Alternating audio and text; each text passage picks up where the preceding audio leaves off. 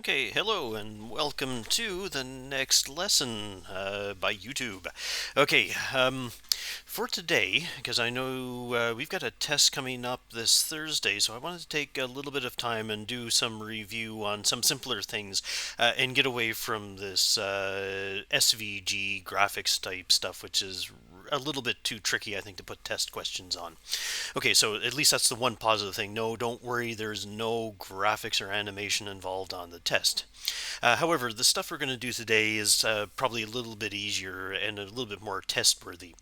Okay, so what I've done here, you can already see on the screen, I've created a couple of classes, very typical type of thing that we do in this course. So I've got up here in the top part, I've got this thing called a student.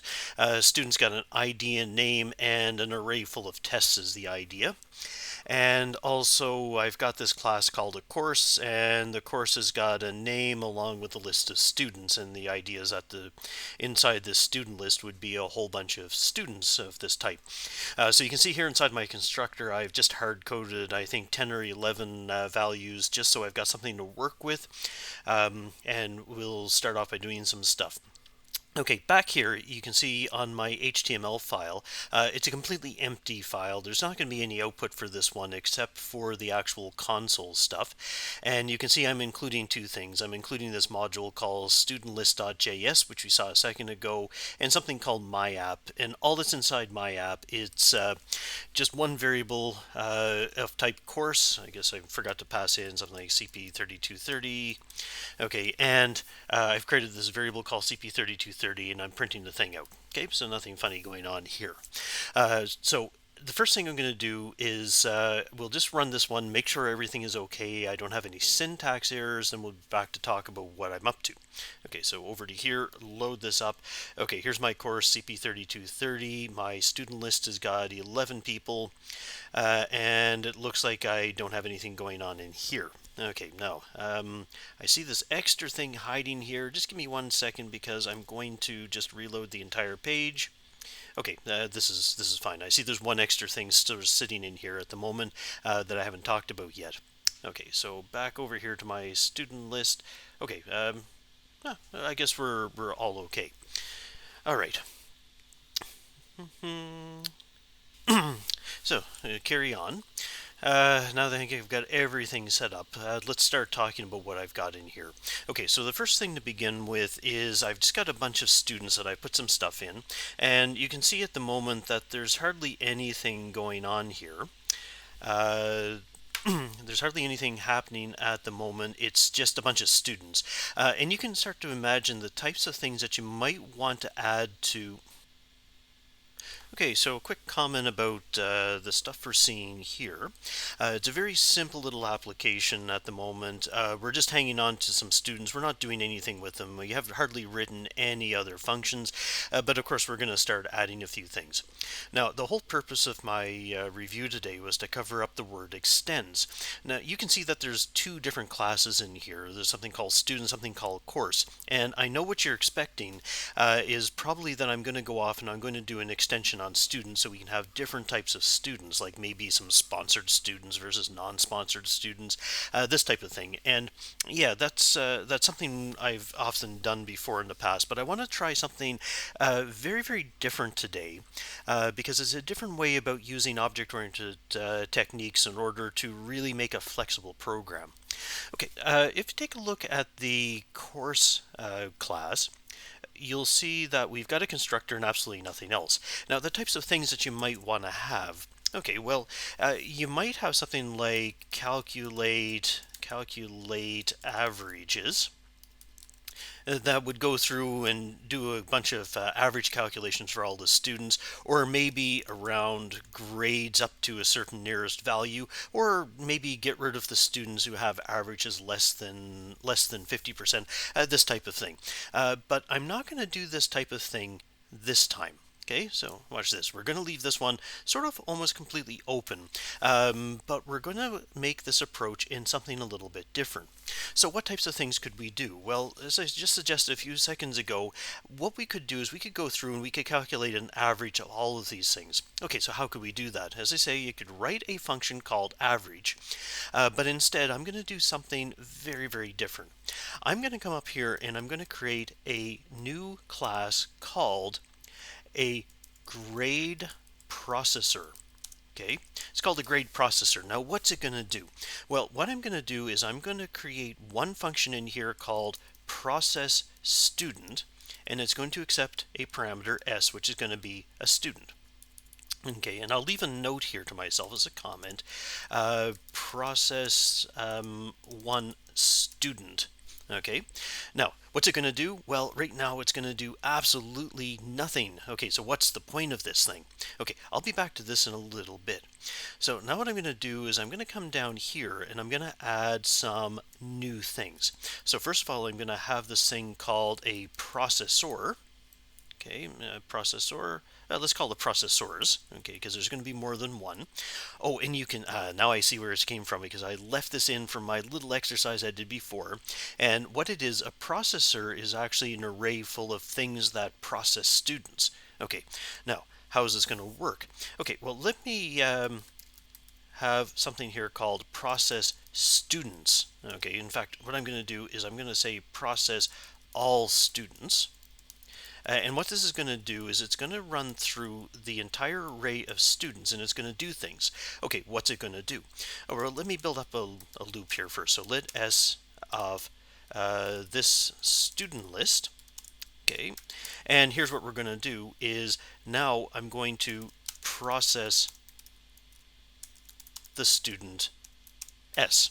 Okay, now what do I mean by process the student s? Well, it's very simple. I've got an array full of processors, so let me have another loop in here called let p of this processors. Okay, and here's what we're going to do. We're simply going to call p using the student s.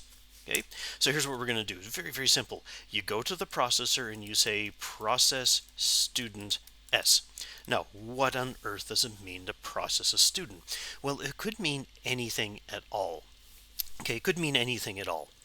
So, what do I mean it could mean anything at all? Okay, I'm going to save this one. I'm going to come back over to my app for a second. Okay, and let's actually create something. And then I'll explain in a second why I've done this. Okay, so let's have this, we'll call it test processor. And what I'm going to do is I'm going to extend the student, what did I call this? The grade processor. Sorry, grade processor.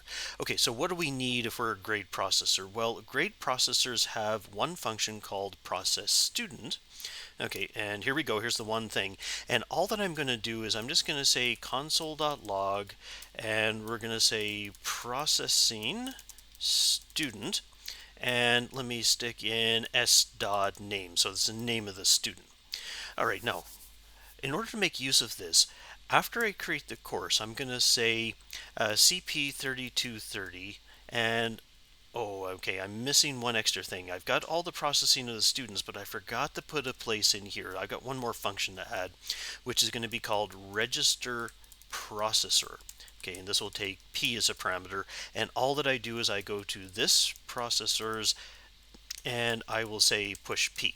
So in other words, I've got a list of processors. Now watch the amazement out of this. Okay, so let's register processor, new test processor.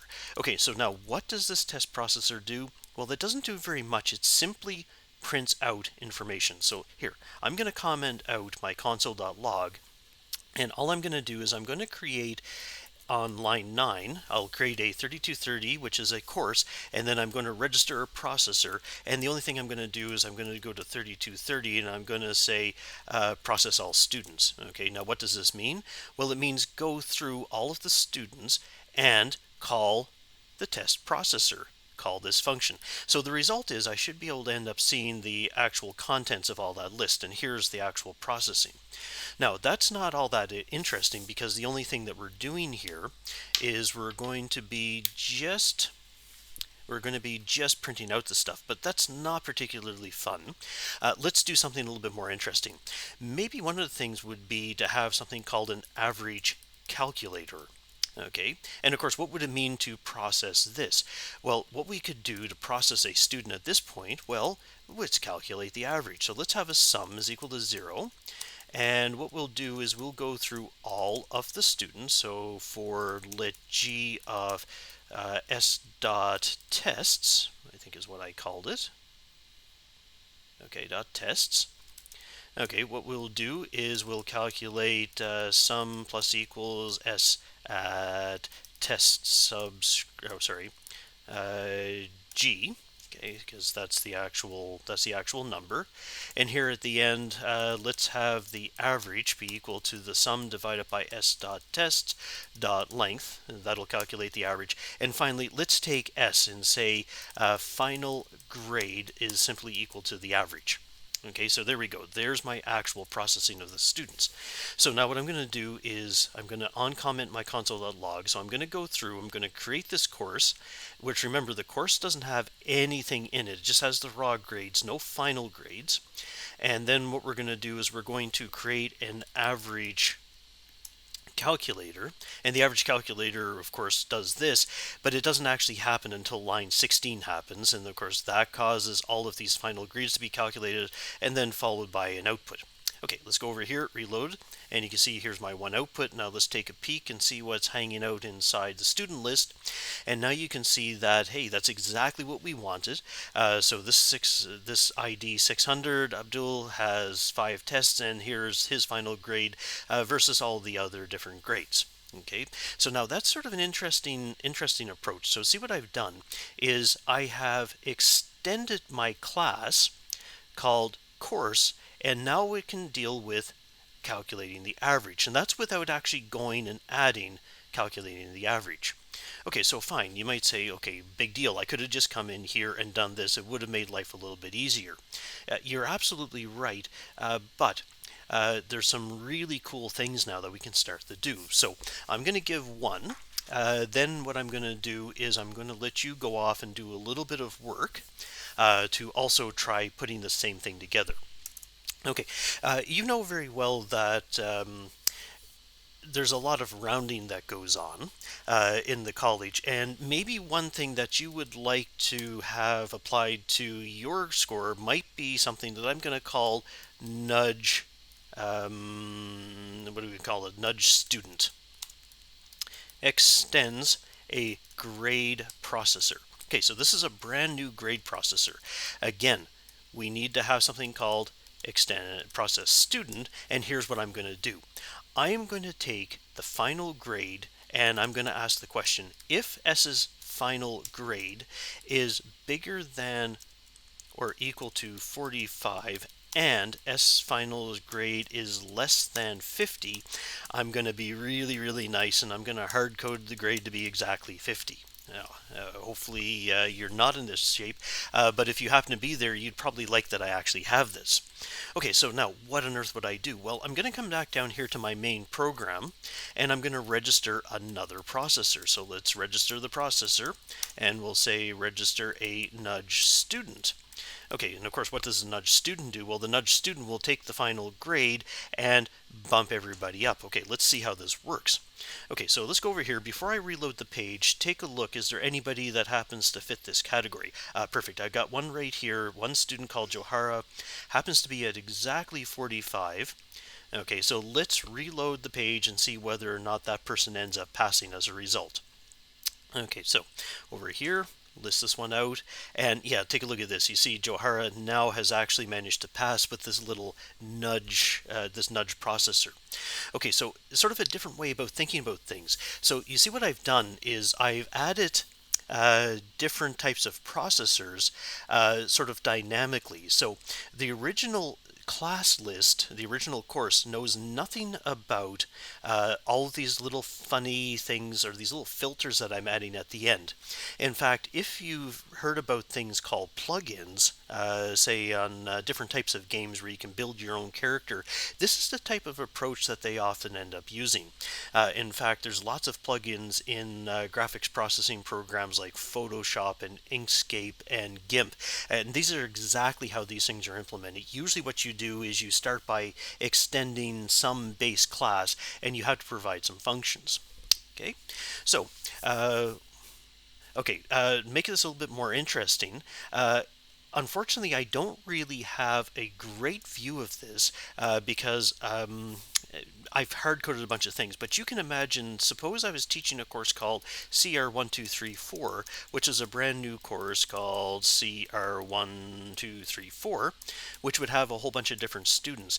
Notice what you could do is you could get away with stuff like this. You could say CR1234, register processor, new average calculator.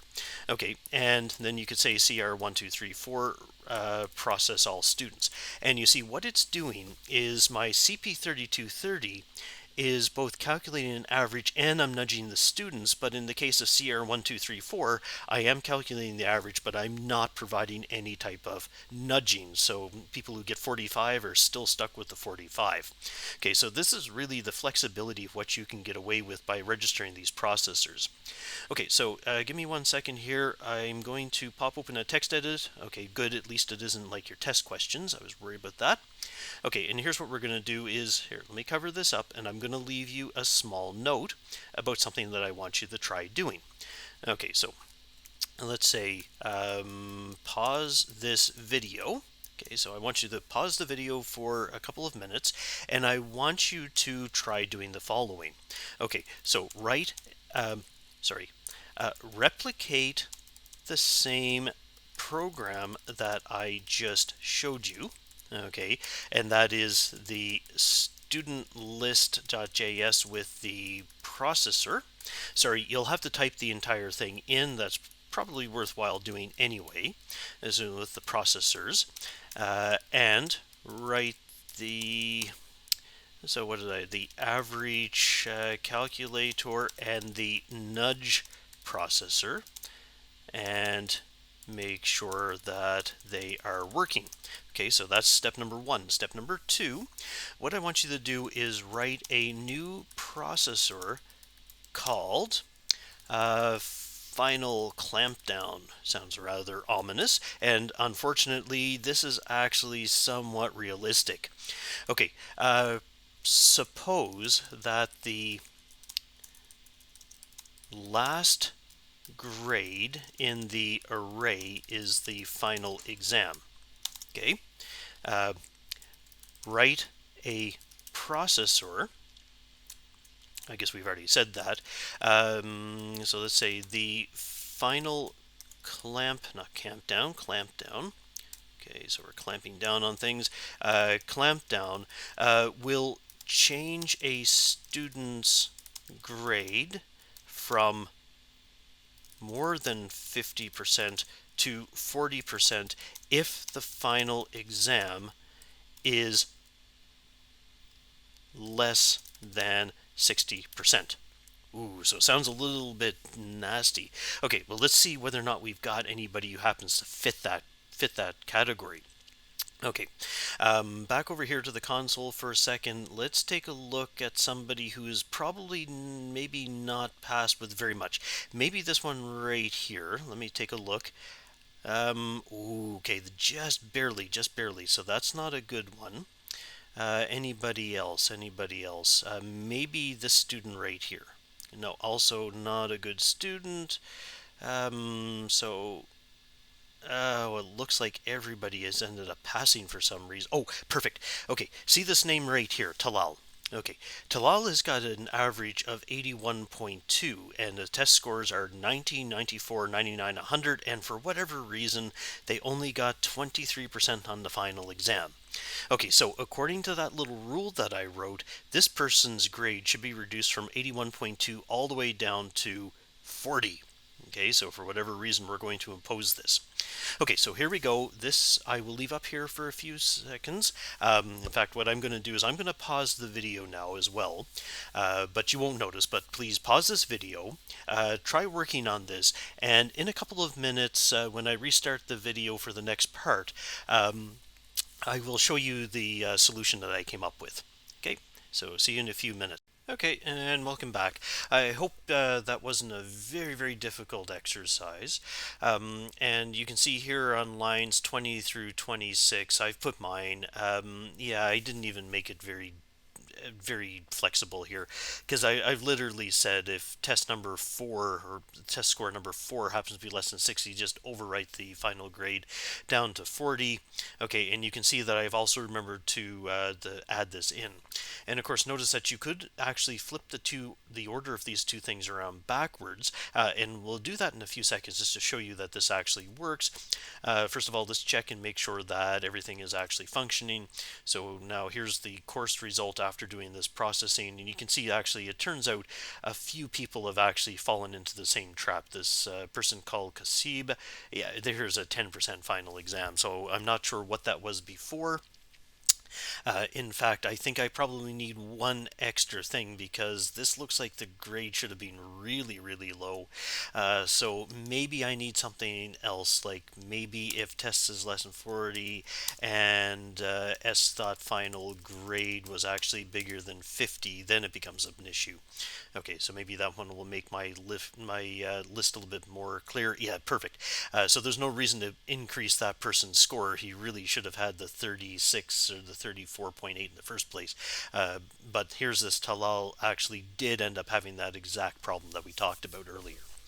Okay, so that is the example, and since we're here, I promised, hey, could we switch around the order of these two? Yeah, we could. And of course, that will not make any difference. I think we'll see exactly the same thing as what we did before, exactly the same grades. And of course, what this means is if you go back and take a look at the process all students, remember that it's doing the processors in order. So it's exactly in the same order that I provided. So the first thing it did was it calculated the average, then it did a final clamp down, then it did a nudge student. Now, as the interesting thing, what about if I was to do something like this? What if I tried doing the nudge student first and then tried to calculate the average? Okay, well, unfortunately here, we're probably not going to end up getting the types of things that we want, and that was simply because when we did the nudge student, we ended up doing the nudge student at the wrong time. Okay, so we ended up doing the nudge student up front, and that was before the before the average was actually calculated. So this is not going to be what we're hoping for here. Okay, because this thing is going to end up failing. You may see that some things ended up working, but this is probably not what we want to see going on. Okay, so our next thing up, I was trying to come up with ideas for different types of processors, things that were not terribly difficult for you to understand what I was up to, as well as leaving a couple of interesting things for you to try. One thing that I'm going to suggest here, in fact, I won't even pause the video or write it down, but if you're really interested, why not try to do this one? Round the grades to the nearest 5. Okay, so if you want to try this, I certainly encourage you to, because it's a little bit of math calculation. I won't actually write up something saying pause video. You can just go ahead and do this voluntarily. And see if you come up with the grade processor for this. Okay, well, here's the first thing I'm going to do is let me average the students and then nudge the students. And then finally, let's do some rounding. Okay, so let's call this round nearest 5. Okay, and again, we'll say this extends a grade processor. Okay, so again, process student. Okay, and what would it mean to do this type of thing? Okay, now there's a few different ways about how to go about rounding things. This is sort of the most common thing. Okay, now a couple of small examples I think would probably be in order. So we're talking about taking a number like 67 and turning it into the number 70. Oh, sorry, 65. And we're talking about taking a number like 68 and turning it into the number 70. Okay, so how do you do this type of thing? Uh, One of the common things that I end up doing, because notice what we're really looking for is we want to move all the numbers that are, say, from 67 up. This is a common approach that I end up doing. Let me take some temporary variable, and I'm going to take S's final grade, and I'm going to start by adding 3 to it. Okay, why 3? Well, because it's going to take a number like 68 and it's going to push it above, just above 70. And it's going to take a number like this. Oh, in fact, you know what? I'm going to add 2.5 because it's going to take a 67 and it's going to make it 69.5, and that's not going to be over 70. Okay, so here's what I'm going to do is I'm going to take this number. I'm going to add 2.5 to kind of get a little bit close, and then I'm going to divide it by the number 5. Okay, and just to give you an idea what this number looks like, here, let's pop open a scientific calculator. Take the number, say 67.5, and or sorry, 67 plus 2.5. That gives me 69.5, and I'm now going to divide it by 5. And you see, this gives me a number like 13.9. Now, what I'm interested in doing is getting rid of all of the stuff after the decimal point. It's called truncation. So I'm going to call it math.floor. And what math.floor does is floor does like a truncation. Okay, so now we're talking about the number 13, but then what I'm going to do is I'm going to multiply that number again by 5. Yeah, I know it's a big, long, complicated way, but what I'm doing is I'm literally taking a number like 67. Okay, so here, I'll show you the description. You take the number 67, you add 2.5 to give 69.5. I'm then going to divide by 5, that gives 13, and then I'm going to get rid of the decimal point, so the only thing that's left is the 13. And then all I'm going to do is I'm going to multiply this again by 5, and that gives me the number 65. Okay, so that looks after 67 to 65. Now, what if I take the number 68? Okay, if you take the number 68 and you add 2.5, you see this gives me a number over 70. Now I'm going to take this number, I'm going to divide it by 5. That gives me 14.1.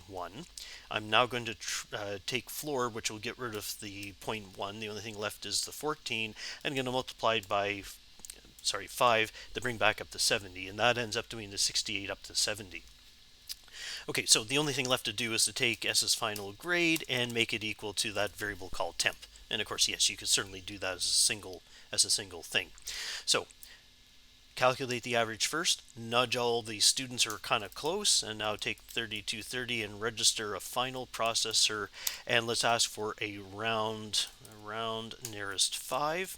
Okay, and now when we process the students, it'll calculate the average, nudge the students, and round to the nearest 5. Okay, so again, back to here, reload the page and take a look at the result, and you'll see everybody's being nicely rounded off to the nearest 5 now compared to what they were before. And again, really cool technique, because what I'm doing is I'm asking the course to do different types of processing, and it's things that the actual course didn't know about in the first place. They're just generic processors. Okay, now the reason why this is really important is because you can imagine that something like this course would be written by one person, and maybe you wouldn't even see the actual source code for this. Somebody else has done it for you. Your job in life, by the way, is simply to write these handlers that do different things. And by the way, this is actually not that much different than when you say on click, do something. Okay, all that JavaScript is doing is it's calling your function. So you see, all that we're doing here is we're calling my own function, and we're registering as a processor so that if you register a different processor, you get different things. Okay, so I'm going to leave you with one final example. I won't give you a solution to this one, but I will let you come up with this on your own, because that's probably enough time for this video. Why don't you go off and try to create a new grade processor? is that what I call these things? Yeah, it's a grade processor that drops the smallest grade in the tests, in the test array. Okay, so in other words, we've had these things before. I think in CP1360, sometimes I go through and I drop out the lowest grades. So what I want you to do is do that. Okay, so go through. Now, a good place to put this, you'd probably want to put it before actually calculating the average, because these are other things. And I mean, when I'm talking about dropping the lowest, I mean just get rid of it. Just remove it completely from the array. So in other words, once you come back and you take a look after processing everything, here, let's reload this page so I can talk about it. Okay, for example, this student right here called Abdul, dropping the lowest grade would get rid of number 70, and that would probably have a positive impact on their final score. If you take something like this person, Kasib, in this case, this position right here ends up being dropped, and as a result, the final grade probably ends up going up. Okay, so look through for the smallest score and actually remove it from the list. Okay, so that is kind of an overview of a couple of things. And just before I send you off, just let me remind you again what we're up to. Okay, so remember, we've got this thing here called a grade processor. A grade processor has one empty function that seems to do absolutely nothing here, but in order to make use of it, well, in fact, the course is making use of that generic grade processor, but we have to build our own types. Now, as I said earlier, the usual way how you define this is usually in the student list.js. That's where you would put the generic types. But then within each of the applications, you may define your own. So you can imagine that if I was trying to use this, as I said earlier, about for maybe CP3230, maybe dropping the lowest score is not something that I'm willing to apply, but maybe if I've got a completely different test or a completely different course like CP1360, maybe I would be interested in, say, something to drop the course, or maybe something to get rid of the students who didn't make 60% on the final, and you would simply register different processors for different courses. So that's actually a very, very cool technique. This is something, okay, there we go, some other processor. So that would do sort of different things for CP1360. Okay, so it's a different style of approach. The test question that I'm going to throw at you on Thursday is not exactly of this style. It's a little bit different. So remember at the beginning of this lesson, I talked about you might start with a student and you may extend students to have different types of students. That is actually the thing that I've ended up using for the test on Thursday. So you can expect one of those rather than one of these. But this is a useful thing because it's actually the way how object-oriented programming tends to be used out there. Where I used to work before coming to the college, we were making heavy uses of these things. Different classes would have these different types of processing things, and you would chain together several processors in order to accomplish some task. Okay, one final thing. This is not part of the test, but just as a reminder, you see, you don't want somebody to ever make one of these things called a grade processor. Okay, so what you don't want is somebody coming over here saying, okay, I want to go and make a grade processor. Okay, here, let me clean this up and we'll actually try calling it. Okay, for example, new grade processor. I mean, okay, what does this end up doing? Well, that kind of doesn't really do anything because the grade processor is completely empty. Now, if you really wanted somebody to not actually create one of these things, here's what I would probably end up doing. Okay, unfortunately, because object-oriented programming in JavaScript is still kind of new, and we know already it's missing some stuff in terms of extensions, but this is one technique that I sometimes do use. Okay, what we could do is we could come in here and we could throw an error message. You must extend this class. Okay, so now, if we now try to make use of this thing, you'll see when you try to process it, it actually throws an exception saying, hey, you're supposed to extend this class. This is not really the place I want to put it. I would really rather put it into a constructor. But unfortunately, if you put it into a constructor, you're not going to be able to create the subclasses. Again, if we had the ability, if we had a little bit more control over the object-oriented programming side of JavaScript, we could actually demonstrate this. I could easily do it in Java, but that's of course not this course. Okay, so again, exception throwing and catching is not something that's on the test this Thursday, but you are expected to be able to do this type of thing for the final exam. Okay, so that's all that we're going to do today. And here, let me pop up this thing. This is the final thing I'm going to leave you with. Once again, there's no need to submit any of this in anywhere in the D2L. This is entirely up to you. If you get completely stuck, by all means, you can contact me. If everything is working, there's probably no reason to send me a message saying, hey, is this correct? I mean, you certainly can, but chances are it's probably not necessary. Okay, so hopefully this was served as a somewhat useful review for today. Please take a look at the preliminary version of the starter code that I've put up in D2L, because that is stuff that's very, very similar to what we're going to be doing in the test on Thursday. Okay, so see you next time.